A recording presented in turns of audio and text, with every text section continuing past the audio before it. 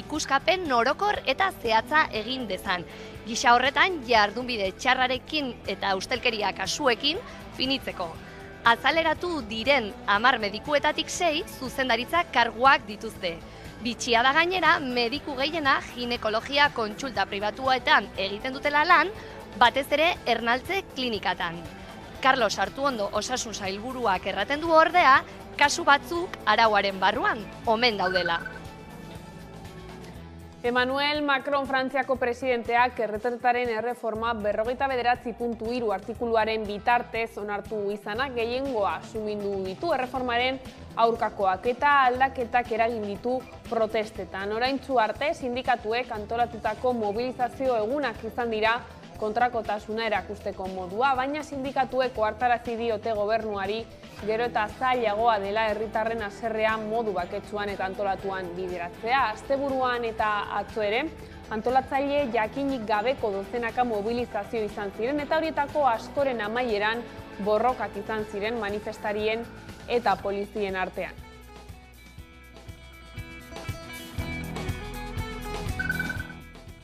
Eta Frantziatik mugitu gabe atzoko azpigituren erakunde arteko bileran, abiadura handiko trenaren Bordele eta Akize arteko lotura 2052rako eraikitzeaz jardu zuten, baina Akize eta Hendai artekoa aipatu ere ez zutela egin jakinarazi zuen Iñigo Urkullu Eusko Jaurlaritzako lehendakariak. Eta ezinezkoa dena da tren garraiobide kate honetan zulo bat izatea, eta zulo hori izatea Frantziako gobernuak ez duelako betetzen bere konpromiso Europar erakundeen aurrean.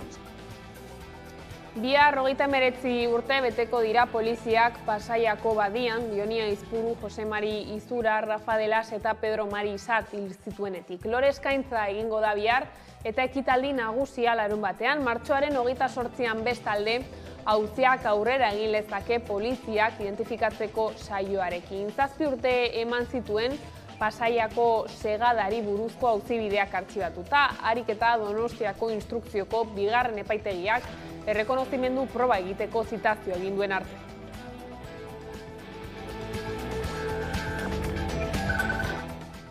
Gipuzkoako Foru Aldundiak Intxorta 1927 kulturelkartearekin batera Gerra Zibilean erbestera ihes egin zuten 10.400 gipuzkoar baino gehiago omendu ditu. Markel Olano Gipuzkoako diputatu nagusiak adierazi duenez, pertsona horiek gerraren izugarrikeria lehen pertsonan bizitzeaz gain, beren etxetatik eta familietatik urrundu beharraren zigor erantzia jasan zuten. Gerra guztiak sortzen duten sufrimentua eta aurrengan sortzen duten sufrimentua agerian utzi nahi dugu. Kirol arloan Araban ekitarrak kirol klubak desgaitasuna duten pertsonen eta haien familien bizi kalitatea hobetzeko saskibaloi sozialeko proiektua garatu du. Queremos que compita, visibilizarlo, sensibilizar a la sociedad, que los demás les conozcan y que se atrevan a jugar, romper esa barrera del autismo y que se les acerquen. Eta kulturan Iñigo Muguruza musikaria gogoan, Elkar Argitaletxeak, EHZ Festivalak eta Antzeta Irratiak lehenengo Paradisu Zinema musika bekarako deialdia egin dute.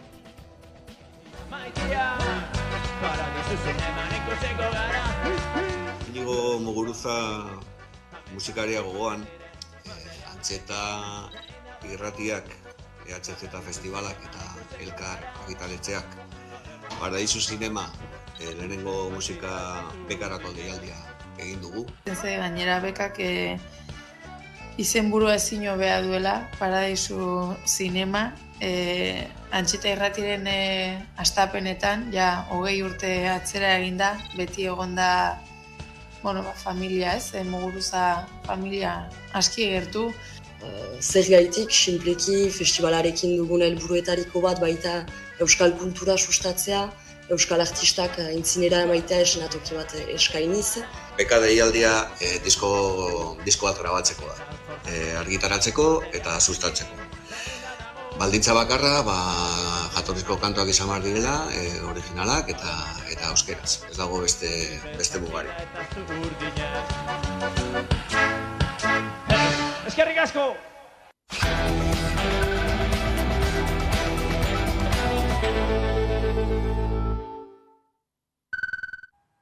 Ongietorriak arratsaldean gaur albistegira. LAB eta UGT sindikatuek bertan behera utzi dute ostegun honetan osasun bidean egitekoak ziren greba. Akordioa lortu dute Nafarroako gobernuko osasun departamentuarekin intersindikalak eginiko aldarrikapenetako batzuei konponbidea emateko.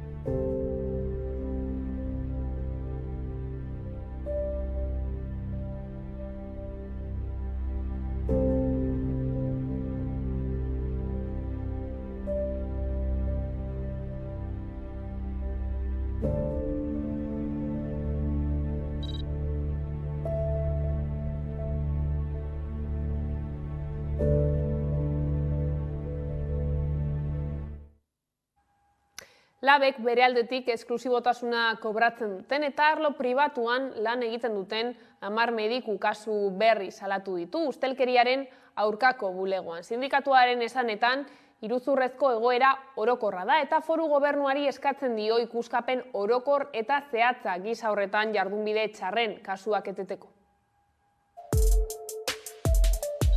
Lehenengo kasua ezagutu genuenean, argi esan genuen kasu hori izan zitekela kasu bat praktika orokor eta normalizatu baten baitan. Orain, salatu berri ditugun 10 kasu hauekin, hipotesi hori konfirmatzen da eta gerian geratu da praktika txarrak ematen direla mediko batzuen aldetik, sindikatu medikoak ordezkatzen dituen mediko batzuen aldetik osasun bidean. Gobernuaren utxikeriak behartu gaitu ustelkeriaren aurkako bulegora joatera eta bulego honen esku ustera LABek duen informazio guztia benetan argitzeko zer gertatzen den eta praktika txarre hauekin amaitzeko. Ikusten duguna da osasungintza publikoa bidegurutze batean dagoela, alde batetik daude osasungintza publikoa negozio bezala ulertzen dutenak eta beste alde batetik gaude osasungintza publikoa defendatzen dugunak guztion osasuna eta lan baldintzak hobetzeko eta indartzeko. Lan gatazkei helduta kaleratze gehiago iragarri ditu Amazonek, beste 9.000 langile kanporatuko ditu urrengo asteetan. Azken horiek 2022ko abendutik 2023ko hasierara bitartean egindako 18.000 enpleguko murrizketari gehituko litzaioke. Kaleratze gehiago iragarri ditu Amazonek, beste 9.000 gehiago. Izan ere, 2022ko azaroa eta 2023 urtarrila bitartean 18.000 lagun kanporatu zituen. Orduan, jaduar zerbitzu giza baliabide eta txikikazko salmentako ekipuetako langileak kanporatu zituzten. Murrizketa berri horrek arlo hauetan izango du eragina. Amazon Web zerbitzuak, teknologia eta pertsonen esperientzia soluzioak, publizitate arloa eta Twitch streaming kanala. Walmart biltegin ostean Amerikako estatu batuetan langile gehien dituen bigarren enpresa da Amazon. 2022an 1,5 milioi langile baino gehiago zituen, 2021an baino 6,7 gutxiago. Eta erretretaren erreforma parlamentuan geratzeko azken saioak utz egin du, baina gehiago ahuldu du Frantziako gobernuaren kapital politikoa. Frantziako asambleak 9 boto eskasengatik bota du atzera erreforma oztopatzeko Elisabeth Borneren gobernuaren aurka jarritako 2 zentsura mozioetako bat. Zentsura mozioak gainditu ditu Parisko gobernuak 9 boto eskasengatik Asamblea Nazionalak atzera bota du erreforma oztopatzeko Elisabeth Borneren gobernuaren aurka jarritako 2 zentsura mozioetako bat. Liot taldeak, hau da askatasunak, independenteak, itsasoz araindikoak eta lurraldeak bultzatutako mozioarekin ere ez da posiblea izan Borneren gobernua kanporatzea. Alderdi arteko testuak 218 boto jaso zituen, baina beharrezkoak ziren 287.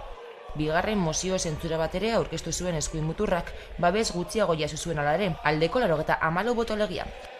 Edonola ere, inoiz baino gehiago, presidentaren alderdiak bere ahultasuna erakutsi zuen asamblean. Frantziako gobernuak zentsura mozioak gainditzeak adierazten du onartu dela erretiro hartzeko adina 64 urtetik 64 handitzen duen erreforma Ipar Euskal Herrian eta Frantzian. Hori bai, proiektua ez da indarrean jarriko automatikoki, Emmanuel Macronen presidentearen sinadura ezinbesteko baita, eta hori ez sinatzeko eskatu du oposizioak, gizartea kontra dagoelako. Boto eskazengatik, baina Macronek bere gobernuaren jarraipena eta pentsio erreforma salbatu zituen, eta horrek kaleko protestak areagotzea ekarri du. Lio eta lerritik beste aukera batzuk geratzen direla dirazi dute. Hala nola, auzitegi konstituzionalera jotzea edo erreferendumaren ekimena biraztea. Eta tentsio bat tinkotzen doan bitartean, asteartearekin Macronek bilerak izan ditu. Goizeko lehen orduan bildu da Elisabeth Borne lehen ministroekin eta haren gobernua babesten duten 3 alderritako buruzagiekin. Ondoren, bi kamera legegiletako presidentekin bazkaltzeko lotu da. Gai zaldatuta, bihar, 39 urte beteko dira poliziak Pasaiako badian Dionia Izpuru, Jose Mari Izura, Rafa Delas eta Pedro Mari Isart hil zituenetik. Loreskaintza egingo da bihar eta ekitaldi nagusia larun batean. Martxoaren 28an bestalde, auziak aurrera egin lezake poliziak identifikatzeko saioarekin. 7 urte eman zituen Pasaiako segadari buruzko auzibideak artxibatuta, ariketa Donostiako instrukzioko bigarren epaitegiak errekonozimendu proba egiteko zitazioa egin duen arte.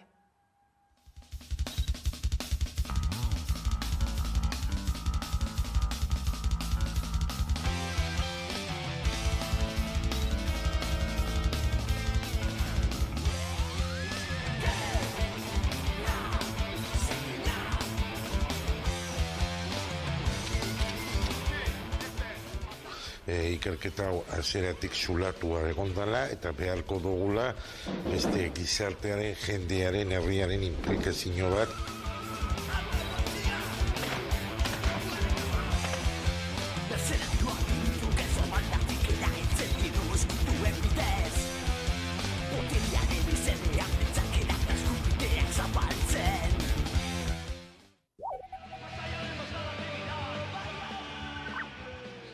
Politikariak eta giza eskubideen alde egin eta hau dona ez badute aitortzen, ez badiote erreparazionik ematen,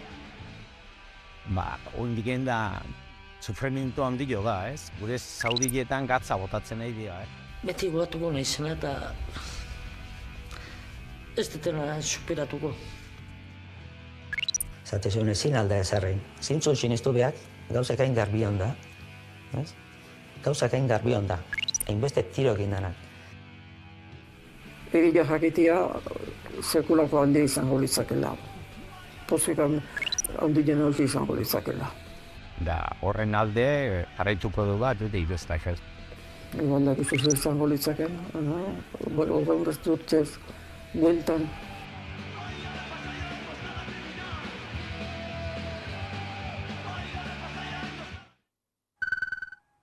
Eta Gipuzkoako Foru Aldundiak Intxorta 1937 kultur elkartearekin batera, Gerra Zibilean erbestera ihes egin zuten 10.400 gipuzkoar baino gehiago omendu ditu. Gipuzkoako Foru Aldundiak Intxorta 1937 kultur elkartearekin batera, Gerra Zibilean erbestera ihes egin zuten 10.400 gipuzkoar baino gehiago omendu ditu. Markel Olano Gipuzkoako diputatu nagusiak adierazi duenez, pertsona horiek gerraren izugarrikeria lehen pertsonan bizitzez gain, beren etxeetatik eta familietatik urrundu beharraren zigorrerantza jasan zuten. Gerra guztiok sortzen duten sufrimentua eta aurrengan sortzen duten sufrimentua agerian utzi nahi dugu. 650 pertsona baino gehiago hurbildu dira Kursalan egin den omenaldi ekitaldira, eta bereziki oraindik bizirik jarraitzen duten eta ekitaldian parte hartu duten gerrako 100 haur omendu dituzte. Gerra Zibilean zuzenean parte hartu ez arren, gerrako haurrek larriki pairatu zituzten gatazkaren ondorioak, oso adin txikian erbestera ihes egin behar izan baitzuten. Entzun ditzagun aurrak zireneko zenbait testigantza.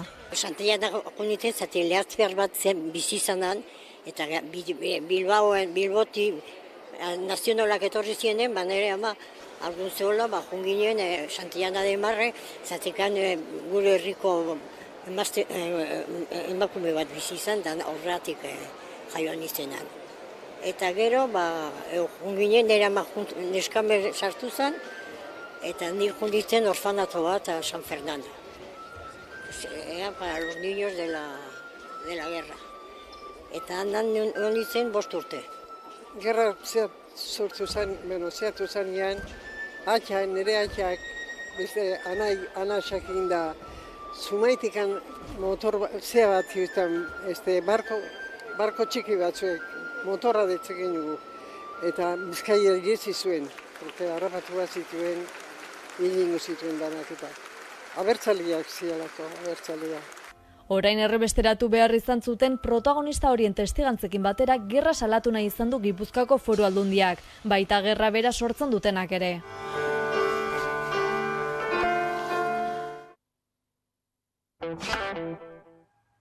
Frantziak iragarritako abiadura handiko trenaren atzerapena zeresan handia ematen ari da. Euroeskualdeko agintariak Donibane Garazin bildu dira, eta HTA izan dute hizpide ardatz Atlantikoa lehenesteko eskatu dute HTaren proiektu arintzeko. Frantziak berez Europako Batasunarekin hartutako konpromisoaren arabera abiadura handiko trena 2030erako eraiki behar zuten.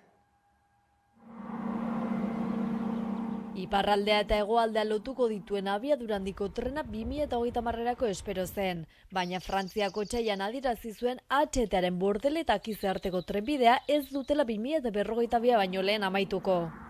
Emmanuel Macronek esandako arbuiatu eta Iñigo Urkullu Jaurlaritzako lehendakariak mezu bana idatzi zien Frantziako eta Espainiako presidentei, Euskal Y-koaren lotura arintzeko eskatuz. Pedro Sánchezek bere konpromisoa agertu zuen. Macronek ordea ez du horren gaineko konpromiso zehatzik hartu nahi izan. Konpromiso zehatzik ez du hartzen, erantzun dio esanaz, mahai gainean dagoen kontu bat dela eta baztertu beharko dela. Gauzak horrela Euroeskualdeko agintariak Donibane Garazin bildu dira HTA aritzeko eta ardatz Atlantikoa lehenestea eskatzeko besteak beste. Eta ezinezkoa dena da tren garraiobide kate honetan zulo bat izatea, eta zulo hori izatea Frantziako gobernuak ez duelako betetzen bere konpromiso Europar erakundeen aurrean. Maria Txibite Nafarrako gobernuburuak bere aldetik epeak betetzean jarri du azpimarra. Asegurar los plazos. Creo que eso es la clave de la cuestión. Alain Roset Euroeskualdeko eta Akitania Berriko presidentaren esanetan egungo trensareak ez di dauden beharrei erantzuten, eta Frantziako garraio ministroari argi eta garbi esan omen dio zein den mugaz gendiko trenbide loturaren inguruko bere jarrera. Testu inguru honetan Euroeskualdeko agintarien batzarra baliatuta bizi mugimenduak Donibane Garaziko herriko etxearen atarian egin du elkarretaratzea. Abiadura handiko trenaren lanek ez dutela zentzurik iritzita eta lehengo trenbide sarea berritu dezatela eskatzeko.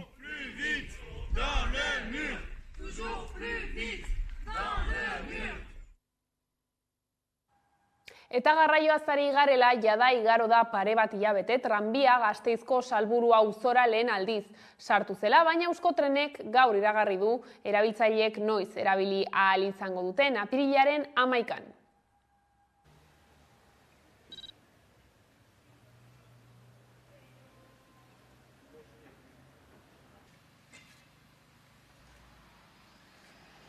Apirilaren 11an jarriko da martxan Salburuarako tranbia. Egun hori gainera gogoratu beharko dugu doainik izango dela. Gasteiz hiriak erritmo honean egiten du aurrera. Salburuarako tranbia bezalako proiektuekin eta proiektu honek ere mugikortasun iraunkorra sustatzen du eta batez ere milaka gasteiztarren eguneroko bizitza eta joan etorriak modu moderno, jasangarri, irisgarri eta seguruan errazten ditu. Beraz, berri bikaina da, Salburu auzoarentzat eta hiri osoarentzat.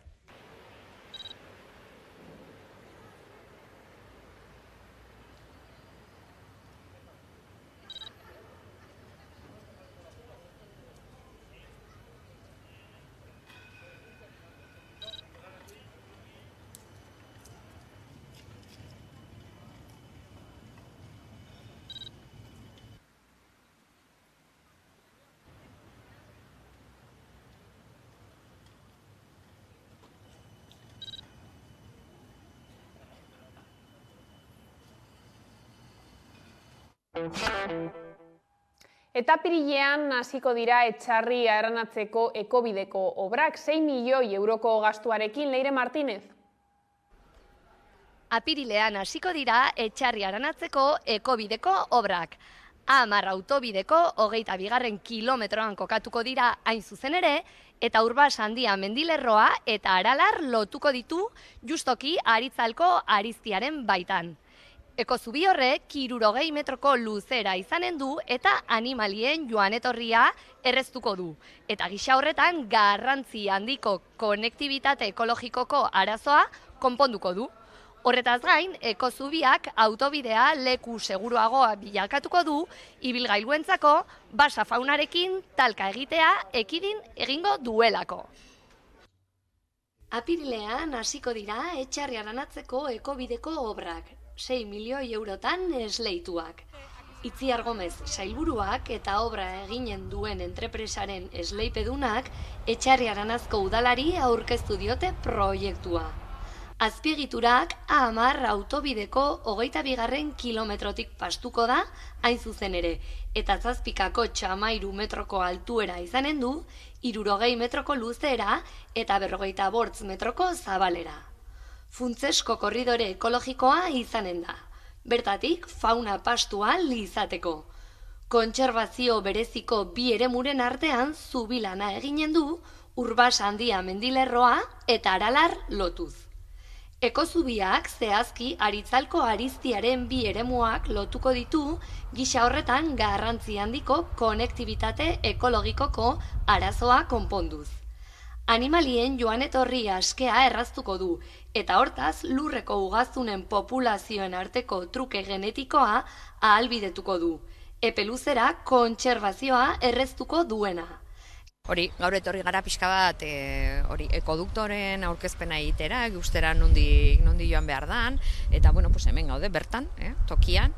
Etxarriko udalak ez du zuzenean parte hartu, baina noski ikutzen zaigu, gure bihotzean hasteko, ze gure aritzak moztuko dira, baina hori, izango da denon onurako, orduan printzipioz oso pozik gaude, iruditzen zaigu proiektu oso behartsua zala, eta horregatik gure apoio guztia izango dutela. Gainera, ekozubia bide segurtasuneko elementu garrantzitsua izanen da. Izan ere, ibilgailuek basa faunarekin talka egitearen ondoriozko istriputasa gutituko duelako. Azken 20 urteetan, autobia horretan, Irurtzun eta Altsasu artean, 11 fauna espezieren hilkortasuna identifikatu da. Ekozubia, fauna konektibitate arazoak konpontzeko heldu den pasabidea.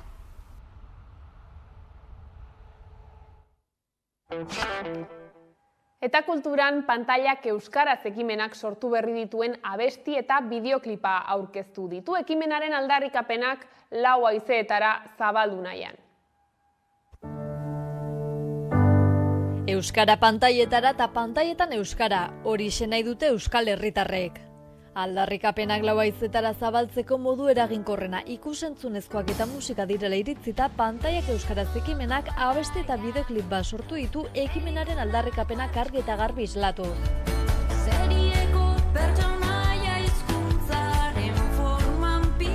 Josu Bergara eta Oiane Bartrak sorturiko bestean, pantaiak euskarazeko hainbat kide, senide eta lagunek part hartu dute.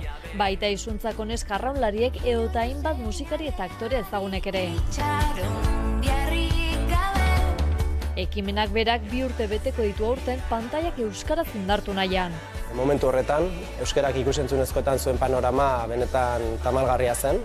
2021 batean 5 film besterik ez zeuden streaming plataforma guztien artean euskaraz ikustitezkenak. Horrez gain zinemetan ere euskara 2. mailan zegoen, eta telebistan sare sozial edota bideo-jokoetan ere presentzia txikia zuen. 2 urteko ibilbide honetan, lortu dugu panorama aldatzen hastea, lortu dugu euskalgintzarekin aliantzak eginez eta hainbat erakunde implikatuz ikusentzunezko plataformetan euskararen presentzia areagotzea. Gaur egun streaming plataforma nagusietan Netflixen eta Prime Videon esaterako bakoitzean 100 film edo telesail inguru ikus daitezke euskaraz edo euskaraz azpidatzita. Ildo horretan euskarazko streaming plataforma sortzeko lanean ari dira. Euskaraz bizi bagara, euskara pantailetara eta oraindik baina asko dago egiteko, eta erakundei pantaietan berezik zinemetan eta ikusentzunezko plataformetan euskararen presentzia bermatzeko legeak eta arauak behar direla aldarrikatu dute ekimenetik. Horrekin batera, lege horiek zaintzez arduratuko den ikus-entzunezko kontseilua ere beharrezko dela azpimarratu dute.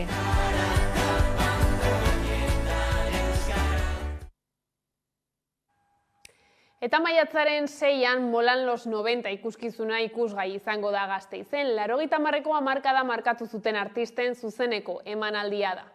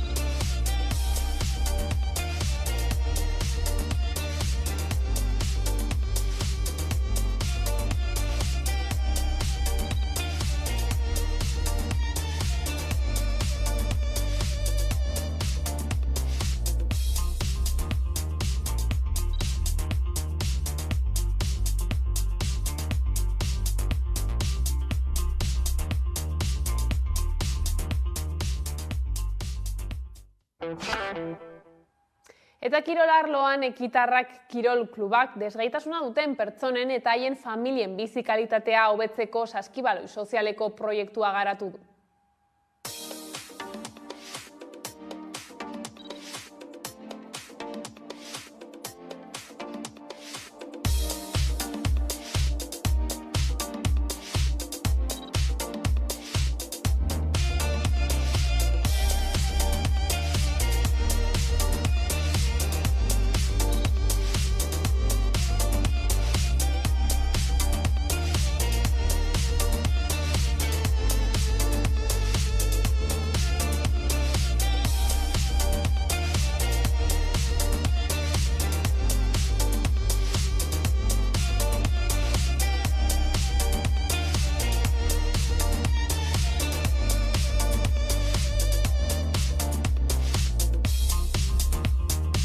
Queremos que compita, visibilizarlo, sensibilizar a la sociedad, que los demás les conozcan y que se atrevan a jugar, romper esa barrera del autismo y que se les acerquen.